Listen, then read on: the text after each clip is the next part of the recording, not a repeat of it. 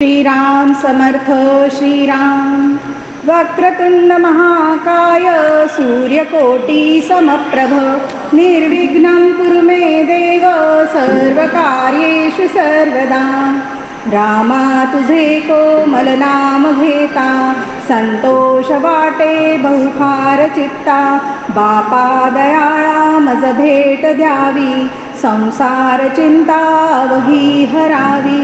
गुरुर्ब्रह्मा गुरुर्विष्णू गुरुर्देवो महेश्वरा गुरुर्साक्षात् परब्रह्म तस्मै श्री गुरुवे नमः. तस्मै श्री गुरुवे नमः. सर्वप्रथम माझे सद्गुरू परमपूजनीय डॉक्टर काकांना शिरसाष्टांग नमस्कार करते. गुरुमाई परमपूजनीय सौ सविताताईंना शतशत प्रणाम करते. आपले स्थानीय गुरु श्री दादाजी महाराजांना नमस्कार करते. आपल्या देवालयात स्थापित गजानन महाराज आणि सगळ्या देवतांना नमन करते. आपल्या हृदयस्थ श्रीरामाला नमन करून आपल्या विचारांना मोकळी वाट करून देते. चातुर्मास उत्सव समिती ब्रह्मपुरी अंतर्गत यावर्षी आपण श्रीमद दासबोध ग्रंथाचे वाचन करीत आहोत. या कार्यक्रमांतर्गत आदरणीय सौ सविताताईंच्या आदेशानुसार आज ही प्रवचन मालिका आयोजित केली आहे. आपल्याला दासबोध ग्रंथातील दशक 18 अभ्यासासाठी मिळाला आहे. आपल्या सगळ्या साधकांद्वारा रोज 2 समास आपण अभ्यासले आहेत. आदरणीय सविताताईंनी मला श्री समर्थांचे चरित्र हा विषय दिला आहे. मी माझ्या अल्पज्ञानाने या विषयाला न्याय देण्याचा प्रयत्न करणार आहे. आपणही मला समजून घ्याल ही अपेक्षा. श्री समर्थांचे आडनाव ठोसर होते. त्यांच्या आईचे नाव राणूबाई आणि वडिलांचे नाव श्री सूर्याजी पंत आहे. दोघेही इतके पुण्यवान होते की त्यांच्या पोटी हनुमंतानेच जन्म घेतला. ते सूर्याचे आणि श्री रामाचे उपासक होते. चैत्रात रामाच्या नवरात्रात 9 दिवस उपोषण करून श्रीरामरायाची उपासना, सेवा, पूजा अर्चा आणि रात्री कीर्तन श्रवण असा रोजचा कार्यक्रम गेली कित्येक पिढ्यांपासून सातत्याने चालू होता. म्हणतात सतत 7 पिढ्यांच्या अशा उपासनेनंतरच भगवंत त्या वंशात जन्म घेतात. सौ राणूबाई या उपासनेनंतरच सौ राणूबाई आणि श्री सूर्याजी पंतांच्या या उपासनेमुळे श्रीराम प्रसन्न झाले आणि त्यांना प्रत्यक्ष दर्शन दिले आणि त्यांच्या आशीर्वादानेच त्यांना 2 पुत्ररत्न प्राप्त झाले. एकाचे नाव गंगाधर आणि दुसरा नारायण. नारायणाचा जन्म 1530 चैत्र शुद्ध नवमी म्हणजे रामनवमीच्या दिवशी दुपारी 12 वाजता झाला. काही वर्षांनी नारायणाला श्री एकनाथ महाराजांच्या पायावर घालण्यासाठी सूर्याजी पंत पैठणला गेले. नारायणाला आणि गंगाधरला पाहताच श्री एकनाथ महाराजांनी जाणले की आपल्या कार्याचा भार पुढेही 2 भावंड वाहतील आणि त्यांनी आपले अवतार कार्य समाप्त करण्याचा निर्णय घेतला. अशा प्रकारे नारायणाचे पाय पाळण्यात दिसू लागले आणि एक एक अनुभव त्यांच्या मातेस येऊ लागले. एके दिवशी नारायणाने आपल्या आईजवळ दूध मागितले. त्याचे वय असेल 2-3 वर्षे. सगळी जनावरं रानात निघून गेली होती. फक्त एक गाभण गाय गोठ्यात होती. आईने त्याला समजावण्याचा प्रयत्न केला की सगळी जनावरं रानातून आल्यावर मी तुला दूध देईन, पण नारायण काही ऐकेना. तेव्हा आईने चिडून म्हटले, तुला आत्ताच दूध हवे असेल तर गोठ्यातल्या गायीची धार काढून घे. नारायण गोठ्यात गेला. त्याने त्या गायीच्या अंगावरून प्रेमाने हात फिरवला आणि तिला दूध दे असे म्हणून एक थाप मारली. काय आश्चर्य! त्या गाभण गायीने नारायणास 4 शेर दूध दिले. त्याने ते आईस दाखवले आणि सांगितले की आई, गायीने मला दूध दिले. हे ऐकून राणूबाईंना फार आश्चर्य झाले. असेच अनेक त्यांचे प्रसंग आहेत. त्यातले मी काहीच निवडक प्रसंग घेतले आहे. दुसरा एक प्रसंग सांगते. एकदा सौ राणूबाई ताक करून लोणी काढत होत्या. इतक्यात नारायण धावत आला आणि म्हणाला, आई मला लोणी दे गं. आई म्हणाली, थांब देते. पण नारायणाला कुठे धीर. त्याने लोण्याच्या भांड्यात हात घातला आणि लोणी तोंडात भरली. आईस खूप राग आला. नारायणा, थांब, तुझ्या श्रीमुखातच मारते आता, असे म्हणताच नारायणाने जोरात गळा काढला. आईने त्याच्या मुखाकडे पाहताच राणूबाईंना नारायणाच्या मुखात विश्वरूप दर्शन झाले. त्यांचे अगदी डोळे दिपले आणि आनंदाश्रू वाहू लागले. असे अनेक घटना घडत गेल्या आणि आईला म्हणजे प्रत्यास येऊ लागला की हा जो आपला बालक आहे हा सामान्य नाही. शके 1537 श्री सूर्याजी पंतांचे महानिर्वाण झाले. त्यांच्या निधनामुळे झालेले दुःख आणि पोकळी नारायणाच्या जीवनात पोकळी आणि दुःख जे निर्माण झालं होतं ते राम नामस्मरणात काही काळाने विलीन झाले आणि त्यांना थोडे समाधान मिळाले. नारायण खूपच नटखट आणि अवखळ होता. जेव्हा तो असा अवखळपणा करीत असे तेव्हा आई त्याला खूप रागवत असे. एकदा अशीच काहीतरी तक्रार आली म्हणून त्यांनी नारायणाला बोलवले आणि म्हणाल्या, नारायणा, इतका अवखळपणा बरा नाही रे, चांगला नाही. तू आता मोठा झाला आहेस, तुलाही या घराची व्यवस्था पाहायची आहे, सगळ्यांची काळजी करावी लागणार आहे. एवढे फक्त ऐकले. नारायण खूप रागीट होता. पुन्हा रागारागाने तो तिथून निघून गेला. बराच वेळ झाला नारायण घरी आला नाही. म्हणून सर्वत्र शोधाशोध सुरू झाली, पण तो कुठेच मिळेना. म्हणून आई पुन्हा घरातच शोधत अडगळीच्या खोलीत पोहोचली. तर काय, मिठाच्या रांजणामागे नारायण चिंताग्रस्त मनाने बसला होता. आईने विचारले, तिकडे कोण आहे? नारायण म्हणाला, मी नारायण आहे. मातोश्रीने त्याच्याकडे नीट पाहिले तर त्याचा चेहरा अगदी काळवंडलेला होता आणि त्याच्या डोळ्यातून पाण्याच्या अश्रुधारा गळत होत्या. आई म्हणाली, अरे, इथे अंधारात बसून काय करतोस? तर नारायणाने उत्तर दिले, आई, चिंता करीतो विश्वाची. हे ऐकून आईला आश्चर्य झाले की हा 5 वर्षाचा मुलगा इतक्या गंभीर विषयाची आणि विश्वाची चिंता करतोय. अशा प्रकारे अनेक घटना घटत होत्या आणि त्या समर्थांच्या बाललीलाच आपण म्हणूया. पुढे काही वर्षानंतर नारायणाचे वडील बंधू होते गंगाधर. त्यांना श्रेष्ठ असे म्हणत असत. ते म्हणजे त्यांना अधिकार प्राप्त झाला होता अनुग्रह देण्याचा. त्यांच्याकडे खूप लोक येत होते अनुग्रह घ्यायला आणि खूप जणांना त्यांनी अनुग्रह दिलेला पण होता. तसंच एक दिवस नारायण त्यांच्या मागे मागे फिरू लागला, मला पण अनुग्रह पाहिजे. म्हणजे जसं काही आपल्याला काही खायला वस्तू पाहिजे तसं तो नारायण श्रेष्ठांना म्हणू लागला, मला अनुग्रह पाहिजे, मला अनुग्रह पाहिजे. आता श्रेष्ठांना 1-2दा त्याला टाळलं. तिसऱ्यांदा त्यांनी म्हटलं की तू खूप लहान आहेस रे, अजून आत्ताच तुला अनुग्रह नाही देणार मी. असं म्हटल्याबरोबर पुन्हा नारायणाला खूप राग आला आणि तो तन तिथून निघून गेला आणि मारुतीच्या मंदिरात जाऊन ध्यान करू लागला. मारुतीच्या मंदिरात ध्यान करत असताना मारुतीरायांनी त्यांना दर्शन दिले. त्यांच्या पाठीवरून हात फिरवला व विचारले, नारायणा, असं चिंताग्रस्त का आहेस? नारायणाने नमस्कार केला आणि म्हणाले, महाराज, श्रेष्ठांनी मला मंत्रोपदेश देण्यास नाही म्हटले, आता तुम्हीच मला अनुग्रह द्या बरं. मारुतीराय हसून म्हणाले, नारायणा, खरंच तू लहान आहेस, आजच मंत्राची घाई करू नको. कालांतराने श्री रामचंद्रच तुला अनुग्रह देतील. पण नारायण त्यांना आवर्जून विनंती करू लागला आणि हट्ट करू लागला. म्हणून हनुमंतांनी विचार केला की ठीक आहे, याची निस्सीम भक्ती आहे, आपण याला श्रीरामचंद्रांना विनवून पाहूया. त्यांनी श्रीरामचंद्रांची ध्यान केले आणि श्रीरामचंद्र लगेच प्रकट झाले. त्यांना नारायणाची गोष्ट सांगितली की तो असा एक बालक आहे आणि त्याला तुमचा अनुग्रह हवा आहे आणि तो तुम्ही द्यावा असं वाटतं, त्याला आजच अनुग्रह हवा. श्रीरामांनी नारायणाची आर्तता आणि भक्ती पाहून त्यास मंत्रोपदेश देण्यास होकार दिला. त्यांनी नारायणास पूजेसाठी बाण, जपासाठी माळ, कुरमुजी म्हणजे भगव्या रंगाची वस्त्रे, राम नामांकित पत्र आणि त्रयोदशाक्षरी मंत्र श्रीराम जय राम जय जय राम दिली आणि आज्ञा केली.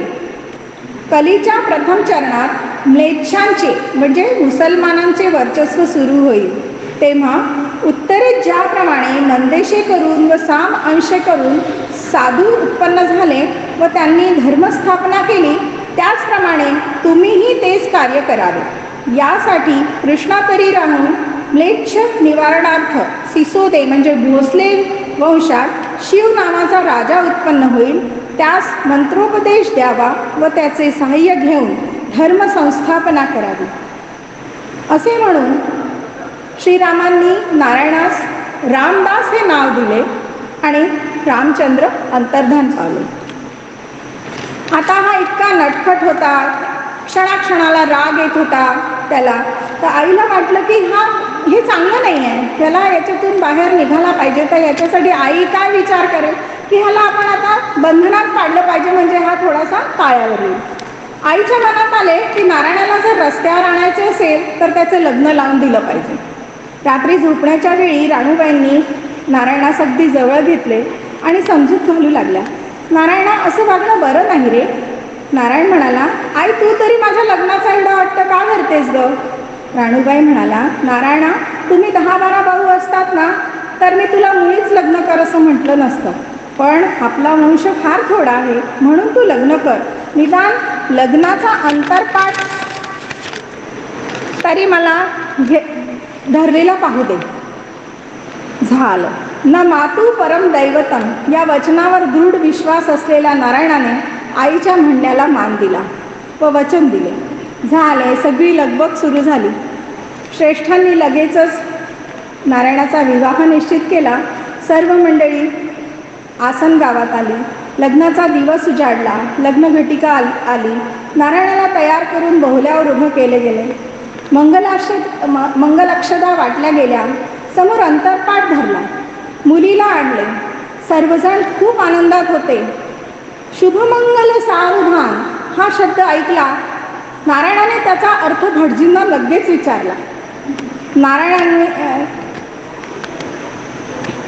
भटजींनी त्याचा अर्थ सांगितला. पुन्हा दुसऱ्यांदा शुभमंगल सावधान शब्द त्याच्या कानावर पडला.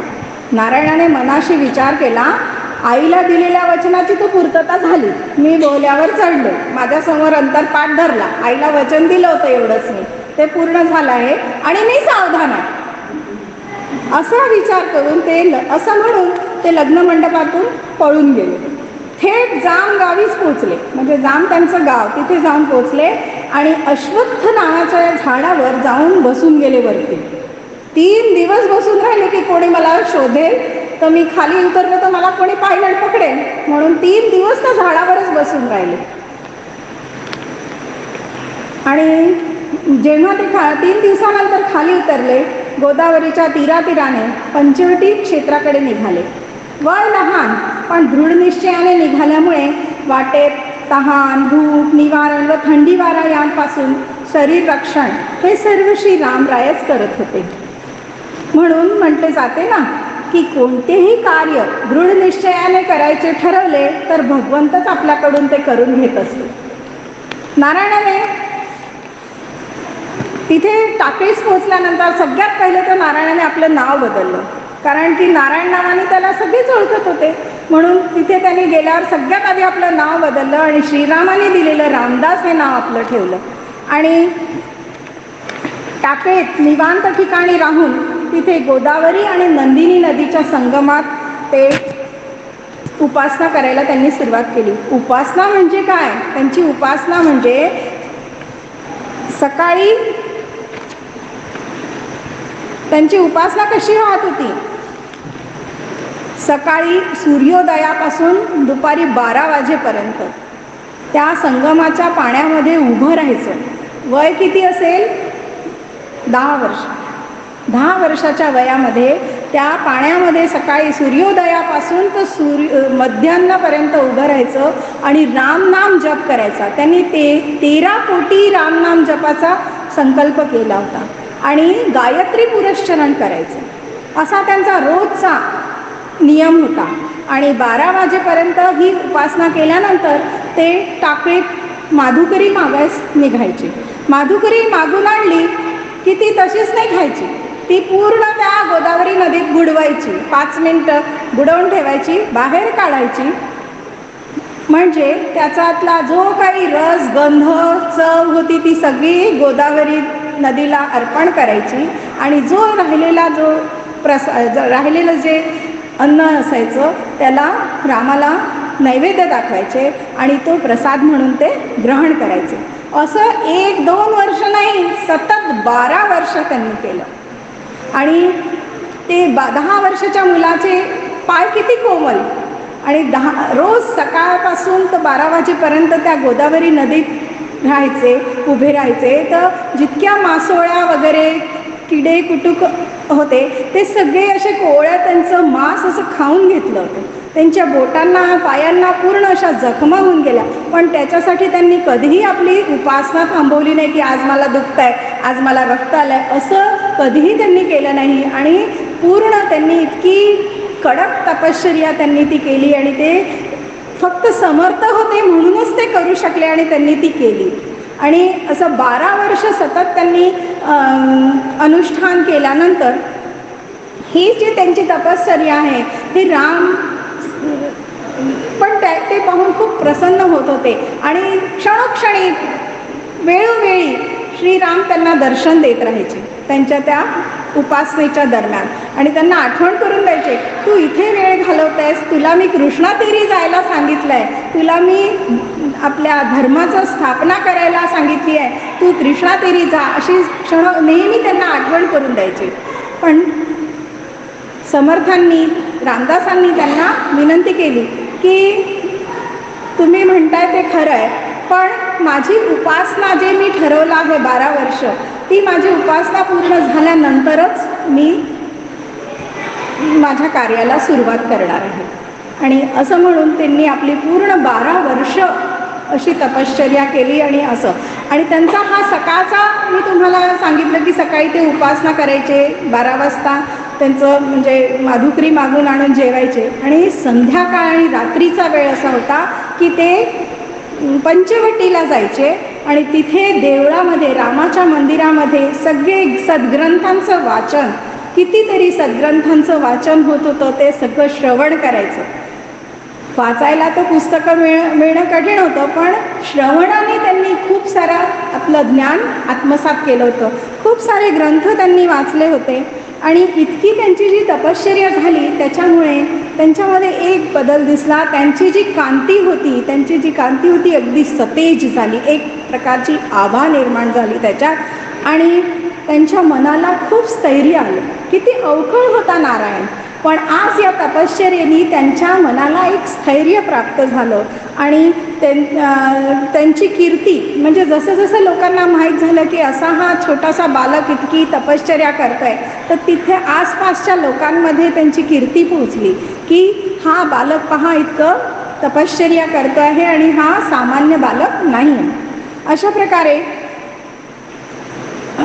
त्यांनी खूप सारे ग्रंथांचं श्रवण करून अध्ययन केलं. आणि इतकं सगळं केल्यामुळेच समर्थ जगदोद्धार करू शकले आणि त्यांच्याजवळ ज्ञान व भगवंताचे अधिष्ठान होते. त्यानंतर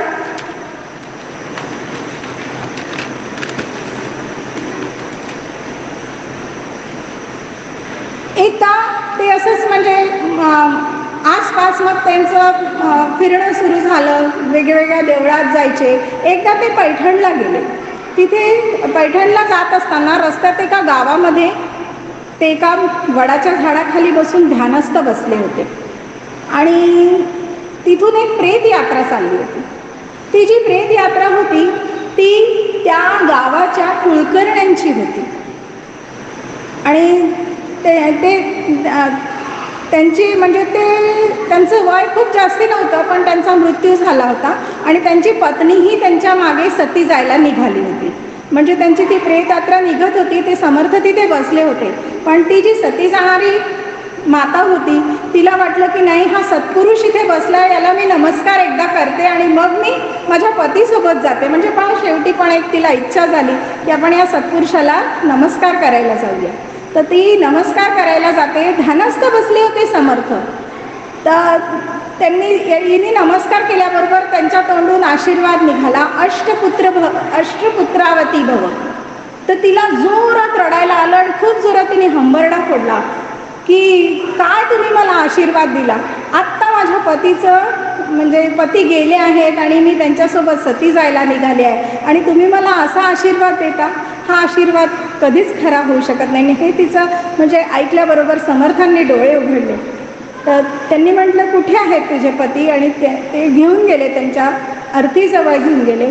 समर्थांनी त्यांच्या चेहऱ्यावरती पाणी शिंपलं तर ते अर्थीवरती उठून बसले आणि त्याच्यानंतर त्यांचा संसार सुरू झाला आणि त्यांना 8 पुत्रांची प्राप्ती झाली. त्याच्यात सगळ्यात मोठा पुत्र त्यांचा होता उद्धव.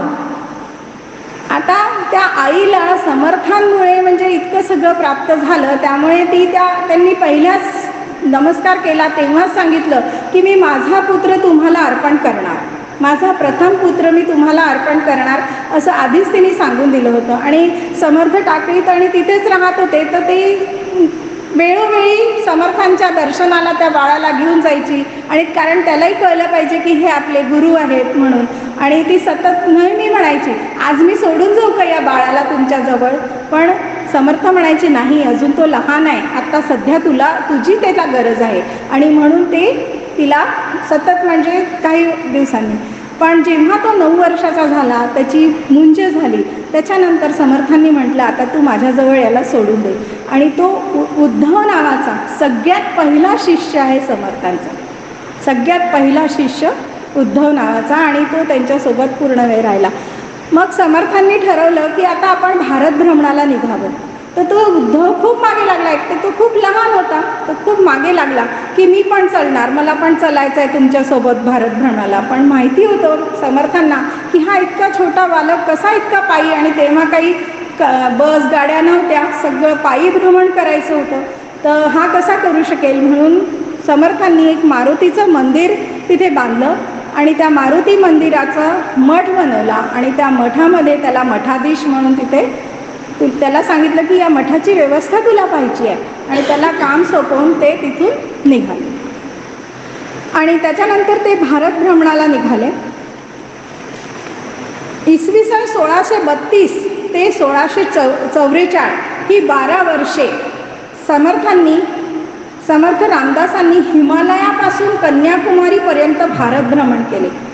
संपूर्ण प्रवास त्यांनी पायीच केला आणि जिथे जिथे जात होते तिथे तिथे मारुतीचं मंदिर आणि मारुतीच्या मंदिरात व्यायामशाळा आणि तिथल्या सगळ्या जितक्या तरुण मंडळींना व्यायामाचं महत्त्व सांगून तिथे व्यायामशाळा सुरू केल्या. अशा प्रकारे त्यांनी आपलं कार्य सुरू केलं आणि पुढे ते महाराष्ट्रातही आले आणि महाराष्ट्रात त्यांनी आपल्या कार्याला प्रारंभ केला. आणि त्यांनी मग महाराष्ट्रामध्ये घोड्याचा उपयोग करायला सुरुवात केली होती की महाराष्ट्रात कुठेही त्यांना जायचं राहिले तर ते घोड्यावर बसून जात असत. आणि त्याच दरम्यान ते आपल्या प्रवासाच्या दरम्यान पैठणला पोचले. पैठणला पोचले असताना त्यांचं प्रवचन वगैरे तिथे होतं, सगळेजण प्रवचनाला आले होते, तर काही त्यांच्या गावातले लोक पण तिथे पोचले होते. तर त्यांनी समर्थांना येऊन सांगितलं की आपली आई आपली खूप वाट पाहते आहे आणि ती अगदी तुमच्यासाठी रडून रडून तिने आपल्या डोळ्यांच्या खाचा करून घेतल्या आहे, कृपया तुम्ही म्हणजे तिला भेटलात तर तिला खूप छान वाटेल. आणि जसं समर्थांना हे कळलं, ते सगळे जाणते होते, त्यांना माहिती होतं, पण एक वेळ यावी लागते भेटीची, तर त्या वेळेलाच ते लगेच तिथे पोहोचले. जांबेला आपल्या आई घरी पोचले. दारात पोचल्याबरोबर पहा, मुलाचं आणि आईचं नातं कसं असतं. दारात पोचल्याबरोबर आई म्हणते, अरे नारोबा आला का रे नारोबा. हो नारायणा मी आलो आहे असं म्हणून त्यांनी आपल्या आईला मिठी मारली आणि नमस्कार केला. तर आई त्याला म्हणाली की का रे किती मोठा झालास रे तू, किती वर्ष झाले मी तुला पाहून. आणि किती तुझ्यासाठी रडून रडून माझ्या डोळ्याच्या खाचा झाला रे, आणि आत्ता तू मला भेटायला येतोयस, आता तर मी तुला पाहूही शकत नाही रे. माझी खूप म्हणजे इच्छा आहे तुला पाहण्याची, पण मी तुला पाहू शकत नाही, माझ्या डोळ्याच्या अगदी खाचा होऊन गेल्या आहेत.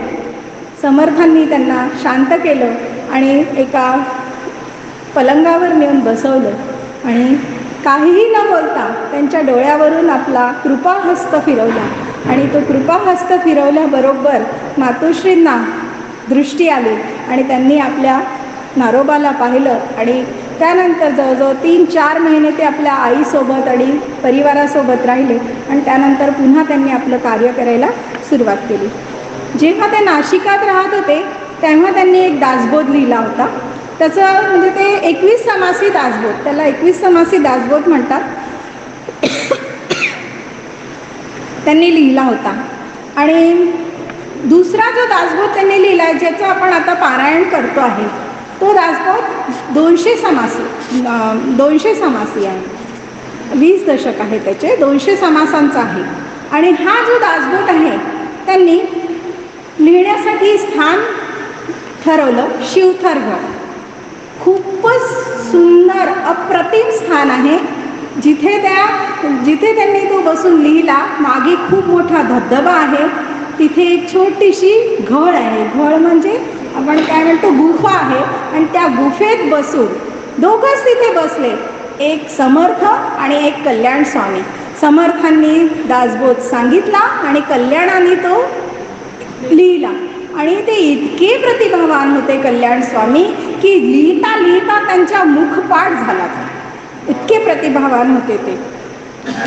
आणि समर्थांचे ते त्याच्यामुळे खूप लाडके शिष्य होते. आणि समर्थांनी त म्हणताच ते समजून जायचे ताकभात, आणि ते समर्थांनी जे म्हटलं ते त्यांच्या तोंडातून निघायच्या आधी ते कार्य होऊन जात असत. आणि त्या कार्यासाठी स्वतःच्या जीवाची सुद्धा ते कधी चिंता करत नसेल, की माझ्या जीवाची पर्वा नव्हते करत. आणि ते शरीराने अतिशय बलवान आणि कष्टिक होते. रोज गडावरून खाली उतरून 2 हांडे 2 खांद्यावर ठेवून ते उचलून आणायचे गडावर पाणी पिण्यासाठी. आणि त्याच्यामुळे त्यांच्या या स्वभावामुळे समर्थांना ते अतिशय प्रिय होते. आणि बाकीचे शिष्य त्यांचा नेहमीच हेवा करायचे की यांना समर्थ खूप चाहतात, आम्हाला तर चाहत नाही. हे असतं म्हणजे शिष्य परिवारामध्ये, पण गुरुला पण तोच शिष्य आवडत असतो की जो म्हणजे त्यांच्या आज्ञेत राहतो, म्हणजे जे म्हटलं तोंडातून ते तो कार्य करतो असं. त्यानंतर काही वर्षांनी ते आपल्या जे रामांनी त्यांना कार्य सांगितलं होतं ते कार्यासाठी ते कृष्णातीरी आले आणि शिवरायांची त्यांची भेट झाली. शिवरायांना भेटायला शिवराय समर्थांना भेटायला आले. आणि एक दिवस शिवाजी महाराजांनी त्यांना म्हटलं की मला तुमचा अनुग्रह हवा आहे. आणि कोणतेही गुरु असे एकदम कोणालाही अनुग्रह देत नसतात, त्याची पात्रता पाहून आणि मगच. ते त्या दिवशी त्याला नाही म्हणाले की नाही आज नाही देणार. मग काही दिवसांनी पुन्हा शिवराय त्यांच्याजवळ गेले की मला अनुग्रह हवा आहे आपला.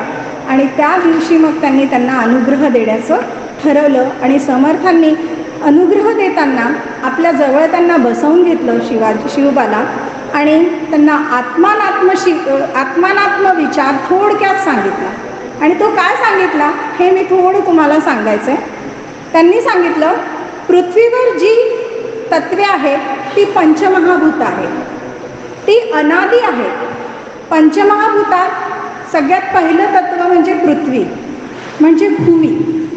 ती कधी एका स्वरूपात नाही राहत. ज्वालामुखी आली, काही झालं तर नदी असते तिथे पहाड होतो, पहाड असतो तिथे नदी होते, म्हणजे तिचं स्वरूप नेहमी बदलत असतं.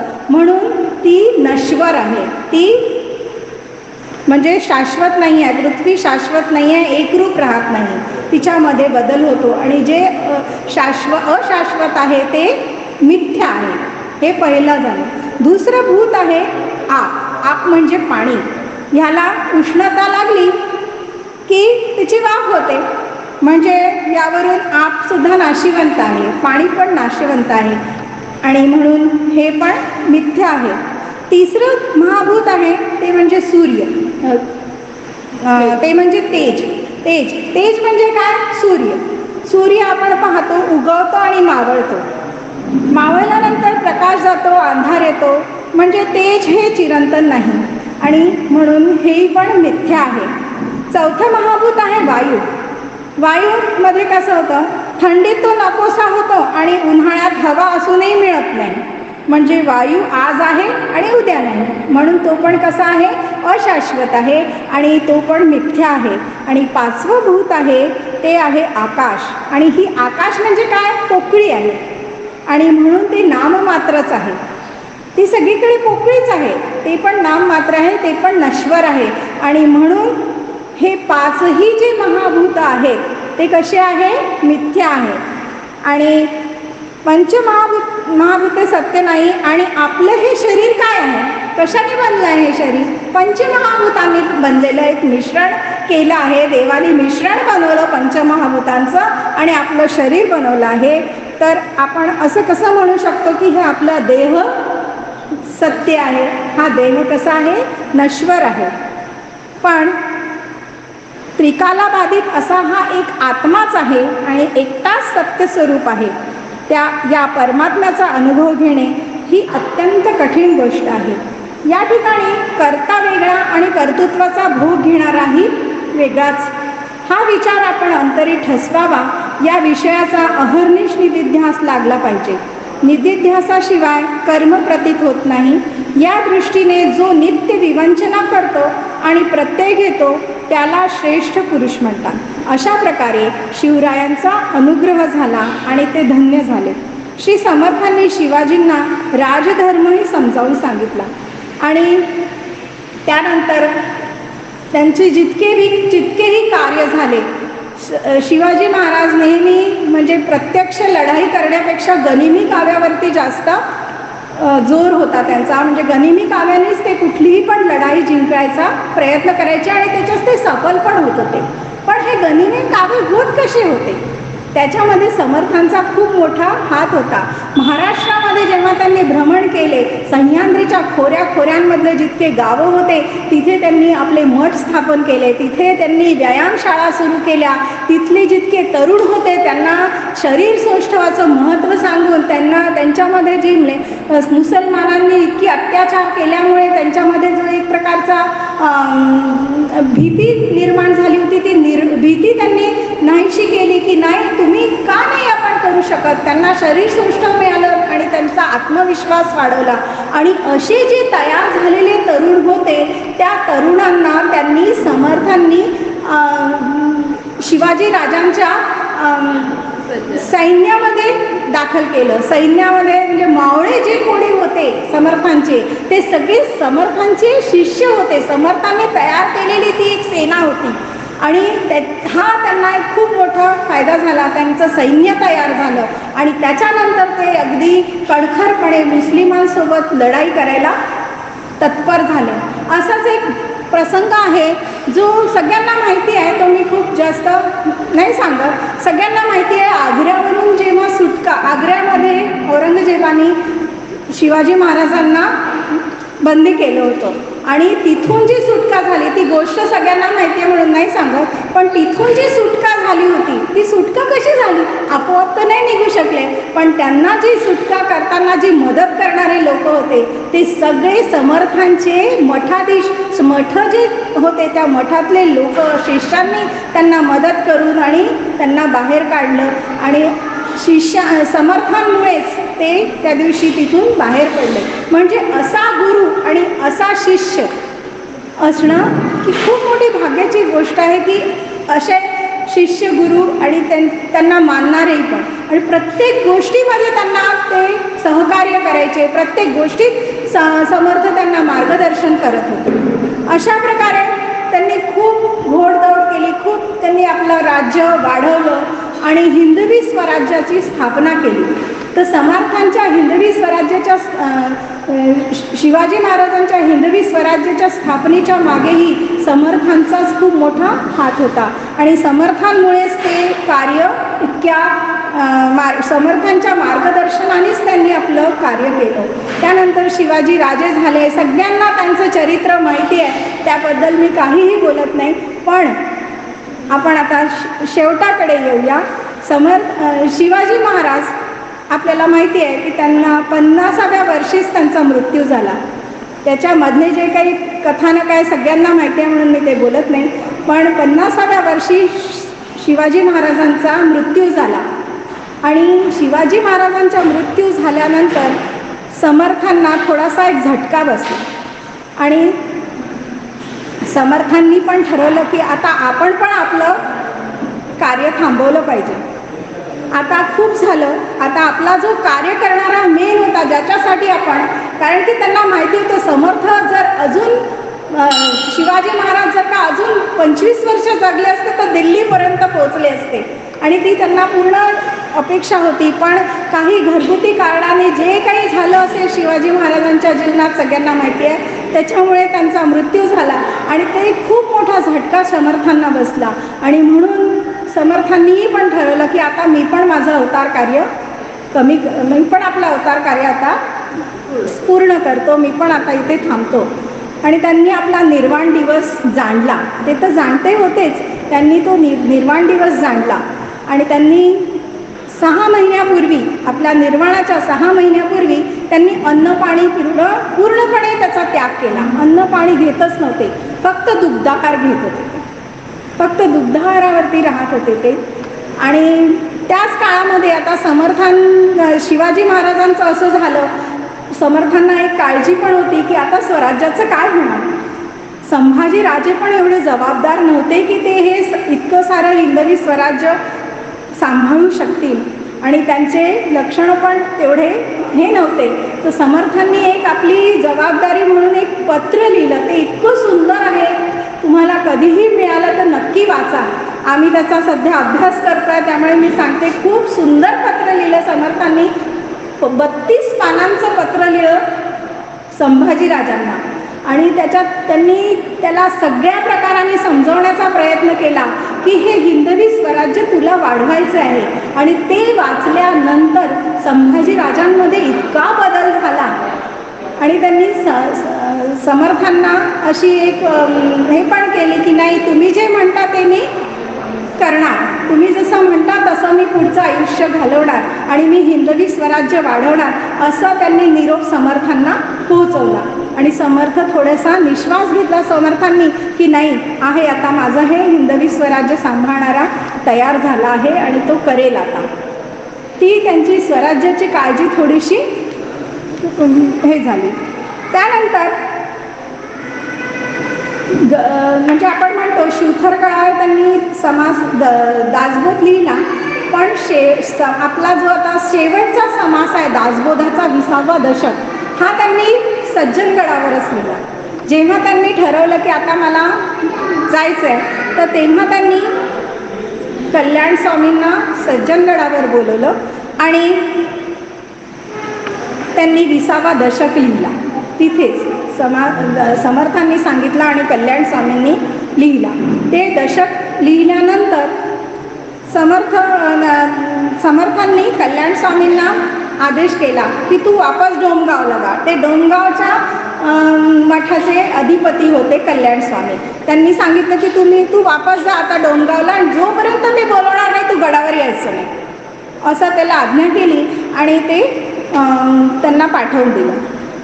पण त्यानंतर माघ वैद्य पंचमीला तंजावरवरून पंचरसी धातूंची श्रीरामाची मूर्ती, पंचायतन श्रीरामाचं आणलं गेलं आणि त्या मूर्तीची स्थापना त्यांनी आपल्या पलंगासमोरच केली. सतत ते त्या रामाच्या सानिध्यात राहून रामाचीच ते सतत ते मूर्तीची स्थापना करून त्यांच्यासमोर बसून ते नेहमी ध्यान करत होते. सुरुवात केली त्यांनी ध्यान करायला. एक दिवस समर्थ रामास म्हणाले, आपल्या आज्ञेनुसार कृष्णतीरी राहून जगदोद्धाराचे मी कार्य केले. आता इच्छा एवढीच की आमच्या मागे आपणच संप्रदाय वाढवावा. त्यांनी आपला उत्तराधिकारी ठरवलं नाही, त्यांनी रामालाच म्हटलं की रामा, आता याच्या पुढे हा मठ कसा चालेल, इथलं कार्य कसं चालेल, हे तूच ठरव रे बाबा, मला काही माहीत नाही. नंतर माघ वद्य नवमीचा दिवस उजाडला. समर्थांनी रामरायाला साष्टांग नमस्कार केला. रोज दर्शनाला लोक येत होते, तर दर्शनाला आलेल्या लोकांना त्यांनी दर्शन दिले. अक्कास्वामींनी आग्रहाने साखर पाणी दिले, तेही घेतले. त्यांनी सगळं वर्ज केलं होतं, पण त्या दिवशी अक्कास्वामींनी खूप आग्रह केला की नाही, थोडंसं तरी साखर पाणी घ्या. तर त्यांनी ते साखर पाणी घेतलं आणि त्यानंतर पायात खडावा घालून श्रीराम सन्मुख ते दिगंबरा अवस्थेत जाऊन बसून गेले. उद्धवांनी समर्थांना पलंगावर बसण्याची विनंती केली. समर्थ म्हणाले, आमच्या अंगात शक्ती नाही, आम्हास उचलून ठेवावे. त्यांना उचलण्याचा प्रयत्न सगळ्यांनी खूप केला. उद्धव स्वामींनी आधी केला, मग नाही उठले तर अजून 5-6 जणांना बोलवलं. सगळ्या 6-7 जणांनी उचलण्याचा प्रयत्न केला, पण ते तिथून उठले नाही, उचलूच शकलं नाही कोणी त्यांना. त्यावेळी श्री समर्थांनी श्रीरामचरणी आपली दृष्टी लावली होती आणि जसं सगळ्यांना म्हणजे त्यांना हालत नव्हते, तेव्हा त्यांना असं सगळ्यांना वाटलं की झालं आता, समर्थ आज देह ठेवणार. आणि सगळे हुंके देऊ लागले. त्यांचे जितके अनुग्रहित होते, जितके शिष्य होते, सगळे जोरजोराने हुंके देऊ लागले आणि अनावर झाले. तर समर्थ त्यांना म्हणाले, पंचमहाभौतिक देह केव्हा तरी पडणारच ना, यापुढे मला भेटावेसे वाटेल तर ही गोष्ट खूप लक्ष देऊ नका करू खटपट, पहा माझा ग्रंथ नीट, तेणे सायुज्याची वाट गवसेल की, आत्माराम दासबोध माझे स्वरूप स्वतः सिद्ध, असता न करावा हो खेदे. भक्तजन म्हणजे तुम्ही इतके रडू नका. तुम्हाला जर का माझी आठवण आली, माझा देह जातोय, हा पंचमहाभूतांचा आहे, हा जाणारच, पण जर का तुम्हाला माझी आठवण आली तर माझे ग्रंथ पहा. दासबोध, आत्माराम, ह्या ग्रंथामध्ये मी स्वतःच आहे. मी तुम्हाला तिथे भेटेन. आणि सगळ्या भक्तजनांनी त्यांनी असं म्हटलं. असं म्हणून सर्वांचे समाधान, जितके शिष्यमंडळी होते त्यांचं समाधान त्यांनी केलं आणि 3 वेळा जोरात रामनामाचा गजर केला. इतका जोरात केला की सगळं पूर्ण सज्जनगड दुमदुमून गेलं. आणि त्या 3 वेळा रामनामाच्या गजरानंतर सर्वत्र एकदम शांतता पसरली आणि समर्थ परधामी लीन झाले. समर्थांच्या मुखातून दिव्य तेज निघून श्री रामरायांच्या मुखात गेले, प्रविष्ट झाले आणि समर्थांचा अवतार पूर्ण झाला. समर्थांच्या पार्थिव देहाला अगदी शाही थाटात अग्निसंस्कार केला गेला. पण आश्चर्य, 2 दिवसात जिथे त्यांना अग्नी दिला होता तिथे स्वयंभू समाधी तयार झाली. स्वयंभू समाधी तयार झाली आपोआप 2 दिवसात. जिथे त्यांना अग्नी दिला होता तिथे स्वयंभू समाधी अशी वरती आली आणि भूपृष्ठावर आली. आणि आता त्यांचा मृत्यू झाला. त्याच्यानंतर 2 दिवस निघून गेले. तेव्हा त्यांना कल्याण स्वामीला कोणीतरी जाऊन सांगितलं की असं असं झालं आणि समर्थांनी देह ठेवला. समर्थांपर्यंत ते सज्जनगडावर पोचायला त्यांना 3 दिवस लागले कल्याण स्वामींना. तर कल्याण स्वामींना एकदम राहवलं नाही. ते गेले, समर्थांच्या खोलीत गेले. तिथे सगळ्या समर्थांच्या गोष्टी दिसत होत्या, पण फक्त समर्थच दिसत नव्हते. ते लगेच धावत समर्थांच्या समाधी, म्हणजे जिथे त्यांना अग्नी दिला होता तिथे गेले. तिथे त्या समाधीजवळ गेले आणि जोरात हंबरडा फोडला, माऊली अशी कळकळून मोठ्याने हाक मारली. समाधीसमोर हात जोडून ते उभे राहिले. ती आर्त हाक ऐकून समर्थ समाधीतून प्रकट झाले आणि त्यांना दर्शन दिलं. समर्थांनी कल्याणास असा वर दिला की मानसपूजेच्या वेळी मी प्रत्यक्ष दर्शन देईन तुला. कल्याणास प्रत्यक्ष दर्शन दिल्यानंतर समाधीला जी चीर पडली आहे ती आजही प्रत्यक्ष साक्ष म्हणून आहे. आजही त्या समाधीवरती ती चीर आहे. आणि अजून एक गोष्ट मला इथे सांगायची आहे. त्यांच्या नंतर 10 दिवसांचे सगळे कार्य झालं, सगळं झालं. त्याच्यानंतर त्यांच्या ज्या अस्थी होत्या, समर्थांच्या ज्या अस्थी होत्या त्या चाफळला आणल्या गेल्या. चाफळला जे राम मंदिर आहे तिथे आणल्या गेल्या, तिथे ठेवल्या काही दिवस. तेव्हा कल्याण स्वामींनी सगळ्यांना सांगितलं, कृपया या अस्थींचं विसर्जन करू नका, या अशाच इथे राहू द्या. पण असतो शिष्य परिवार खूप मोठा होता, 100 शिष्याच्या 100 शिष्यांचे 100 विचार. त्याच्यामध्ये काही जणांनी नाही ऐकलं की नाही, अस्थींचं तर विसर्जन करावंच लागेल, असं कसं होईल. आणि त्यांनी कल्याणाचं न ऐकता त्या अस्थींचं गोदावरीत विसर्जन केलं. जसं समर्थांच्या अस्थींचं विसर्जन गोदावरीत केलं तसं इकडे कल्याण स्वामींनी आपला देह ठेवला. म्हणजे ते किती आपल्या गुरूंशी एकरूप होते, किती एकरूप होते. म्हणजे इकडे अस्थींचं विसर्जन झालं आणि तिकडे कल्याण स्वामींनी आपला देह ठेवला.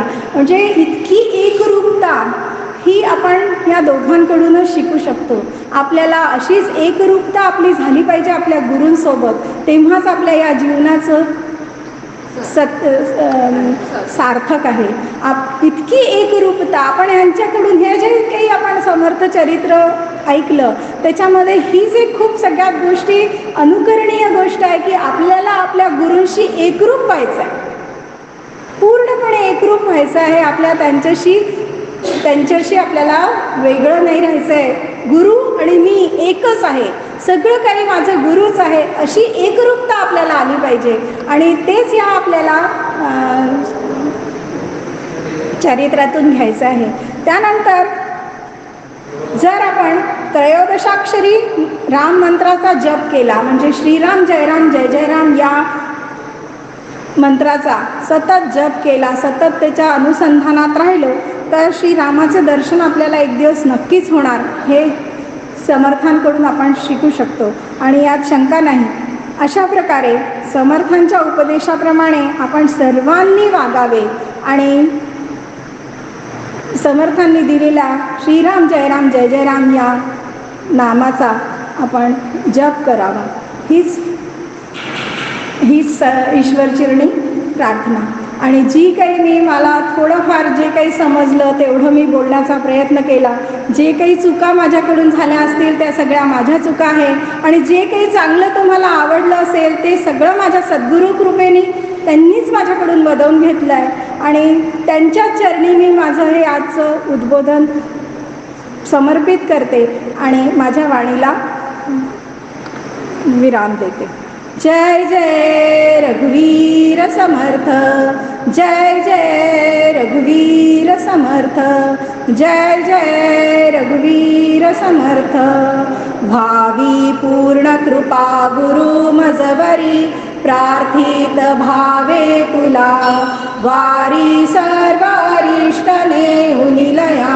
संमोह जो वाढला अज्ञानांधजनासी मुक्त करुणी, शांतीपदी वैसवी विनती हीच असेन मागत तुझे. भक्ती तुझी ही हवी सीताकांत स्मरण जय जय राम. सद्गुरुनाथ महाराज की जय. जय जय रघुवीर समर्थ.